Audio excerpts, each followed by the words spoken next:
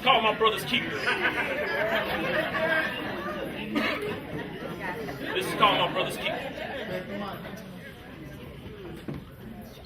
You see, I pledge allegiance to my brothers. Made a vow with God, took oath under commandments to move in harmony, harmonizing divine tunes of unity. I am my brother's keeper. When pride may hinder our vision, and anger can choke the life out the order of the mission, or temptation may lead us down the road of iniquities, but let these words be words of deliverance. Made in the image of our fathers, and even though some fathers didn't bother to be fathers, I truly thank God for mine. Birthed from two different wombs. But the connection lies within our bloodline, far beneath the surface of this carbon matter. You see, we was kings before they crowned us, but the lack of trust and responsibility has dethroned us. From generation to generation, we have become some urban myth like we no longer exist. But the desires lie dormant. Strength need to be shaken. Spiritual warfare is not a joke.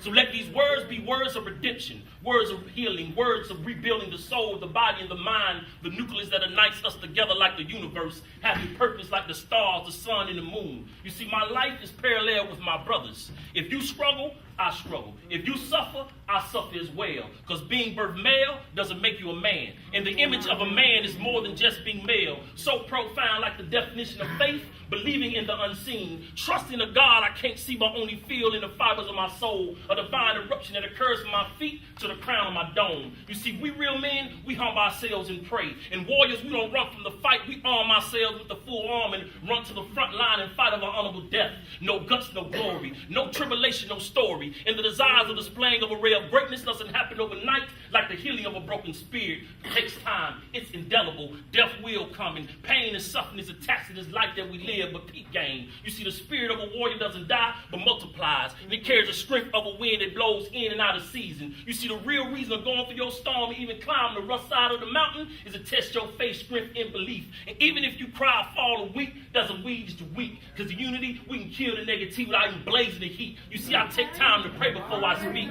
causing vibrations, libations that will wake the spirit of greatness that lies in the walking dead, because we be labeled a dangerous species, a deadbeat or a liability, but redemption lies in the midst. Brethren, come around the campfire. You see, fasting before blasting keeps the Redeemer in me. Great Jehovah, Allah Akbar, God is great. So mediocrity is unacceptable. So who I am, I'm a vessel being used by He. He navigates my life. He is my ghostwriter. I'm just reciprocating what He told me to write and spit. But many men claim to be matriarchs and patriarchs of this male human race, fooling themselves, afraid to be men. You see, eluding themselves, afraid to be men. Because looting themselves, afraid to be men. Because being birthed male doesn't make you a man. And the image of a man is more than just being male. So profound, like the definition of faith, believing in the unseen, trusting in a God I can't see but only feel in the fibers of my soul, a divine eruption that occurs at my feet to the crown of my dome.